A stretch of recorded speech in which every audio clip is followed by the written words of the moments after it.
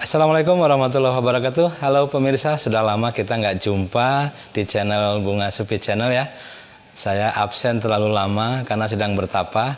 Dan sehari ini saya sedang berada di Kabupaten Pangandaran mempertanyakan tentang regulasi kenaikan tarif Kabupaten Pangandaran yang kemarin ramai ya di media sosial.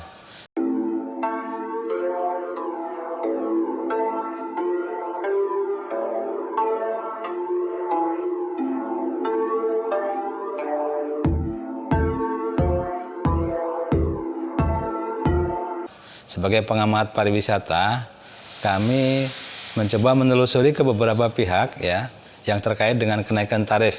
Yang seolah-olah kenaikan ini kayak ajian sangguri yang satu malam bisa naik hampir 40%. Nah, bagaimana dampak kenaikan tarif ini terhadap pariwisata Pangandaran ya? Sebenarnya kalau kita melihat bahwa Pangandaran selama 2 tahun ini tidak bisa membuka akses pariwisata, sebenarnya kenaikan ini sangat wajar ya. Karena dilihat selama 2 tahun ini sama sekali Pangandaran tidak mendapatkan PAD dari pariwisata. Sehingga kenaikan ini sepertinya akan menutup defisit yang kemarin selama 2 tahun ya. Selama Covid ini Pangandaran tidak bisa mendapatkan PAD yang sesuai dengan harapan. Dan ternyata setelah kita telusuri, kenaikan tiket ini memang hanya menggunakan dasar dari turunan ya, turunan dari PP yang memang belum dirombak karena memang situasi dan kondisinya hari ini membuat pemerintah daerah harus mengambil keputusan secara cepat. Sehingga kenaikan ini begitu mengagetkan ya bagi para penggemar wisata di Pangandaran ya, terutama penikmat wisata di Pangandaran, ini kaget. Tetapi melihat antusias masyarakat ya selama Lebaran ini, ternyata kenaikan ini sebenarnya tidak terlalu dipersoalkan selama pelayanan dari pemerintah Kabupaten Pangandaran sangat bagus dalam menerima wisatawan yang hadir di Pangandaran. Oke, apapun judulnya, apapun komentar orang tentang kenaikan tarif ini, yang jelas Kabupaten Pangandaran mulai bergeliat sehingga para wisatawan dari manapun Anda berada, kami tunggu ya kehadirannya di Pangandaran. Dan kita punya salah satu narasumber yang lumayan ini, orangnya agak kritis ini. Ini Pak Eje. Pak Eje, sini Pak Eje. Nah, ya pemirsa, ini Pak Endang Johari, salah satu pengamat yang juga pengkritik kelas kakap ya di Jawa Barat. Nah, kebetulan beliau akan mengkritisi dari sisi regulasi. Gimana Pak Eje? Oke. Saya melihat ya regulasi yang diterapkan di Kabupaten Pangandaran sepertinya gitu ya. Ini tuduhan masyarakat ilegal gitu ya. Oh gitu ya. Ya, tuduhan masyarakat ya, karena undang-undangnya sudah dicabut, Undang-Undang 28-nya sudah dicabut oleh Undang-Undang Nomor 1 tahun 2022. Nah, kami mengkritisi di sana. Barangkali kritisi ini jadi masukan juga kepada Pemda Pangandaran itu, agar lebih kemasannya lebih sempurna itu. Kan sekarang banyak dimanfaatkan ketika tarif itu dalam kartis lama misalnya 50.000, dalam perdanya ternyata pas disobek itu muncul angka 60.000. Terus ketika ditempel jadi 95.000. Takutnya ini ada oknum yang bermain di sana. Ini harus dijelaskan, memanfaatkan situasi yang luar biasa ini gitu. Nah, kami ingin agar pemerintah Kabupaten Pangandaran lebih hati-hati dalam mengambil keputusan ya.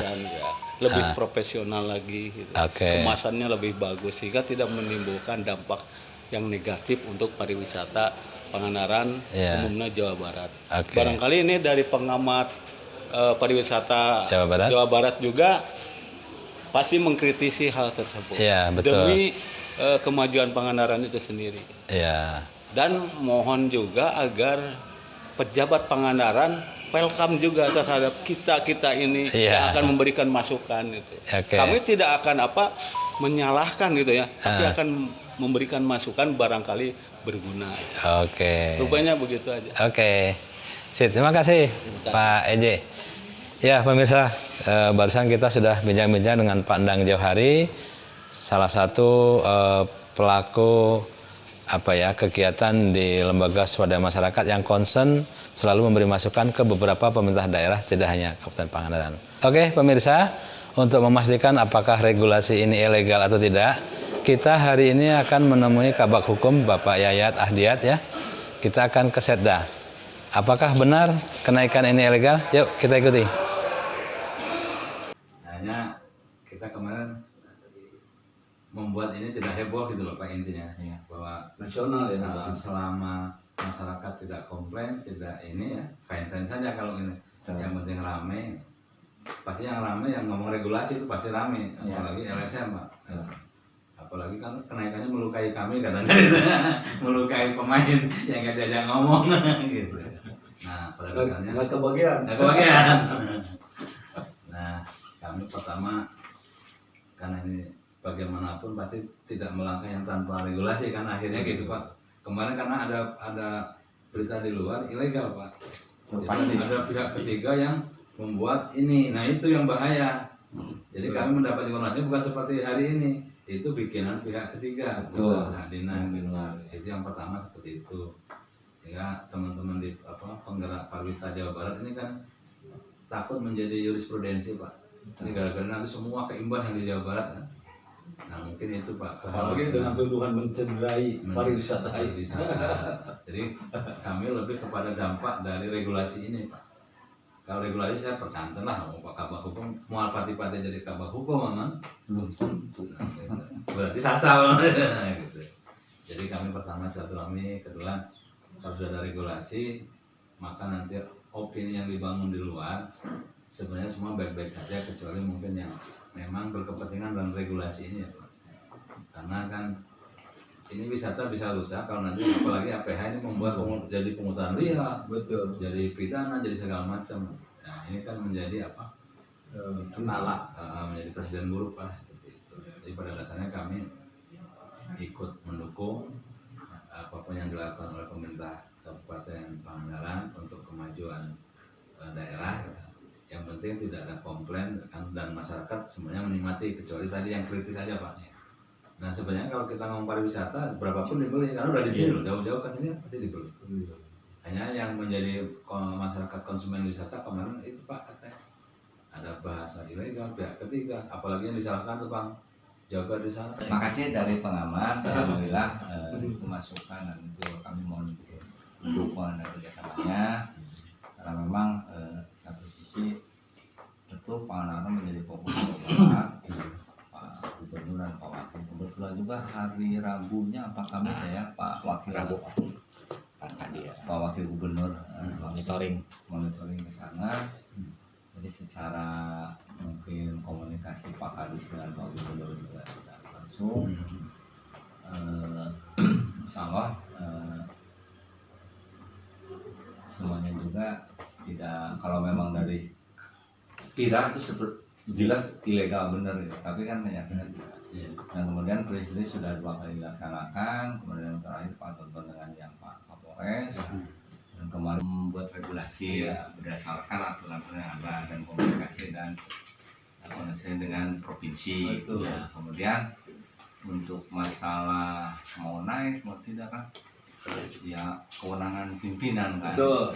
Terus nanti kemudian itu juga bukan berdasarkan pada mau marema lebaran, melihat dari perdanya kan minimal 3 tahun. 3 tahun. Ini kan sudah 6 tahun lebih ya.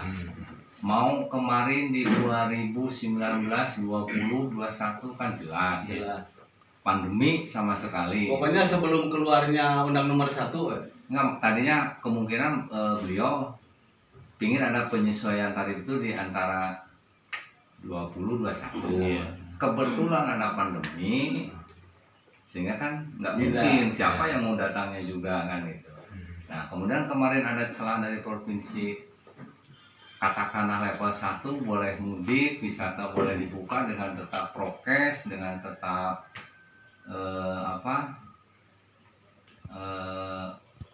menjaga tidak boleh sekian, akhirnya yaitu momennya ke sana. Cuman itu kan ditempel itu, kan itu sikatnya sudah setah, berarti kan barang milik daerah. Pemprov-nya dapat dimanfaatkan, bisa dimusnahkan, bisa dimanfaatkan dalam arti harga lama diputus ketika harga sesuai kenaikan bupati kenaikan.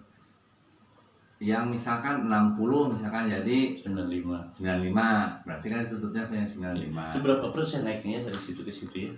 Nah hitungannya itu 30% dulu. kalau ke per orang mah 5.000 ya. Kalau model aina motor awalnya kan 10.000. Yang jalan kaki awalnya 5.000. Mau jalan kaki 10.000 kenaikannya.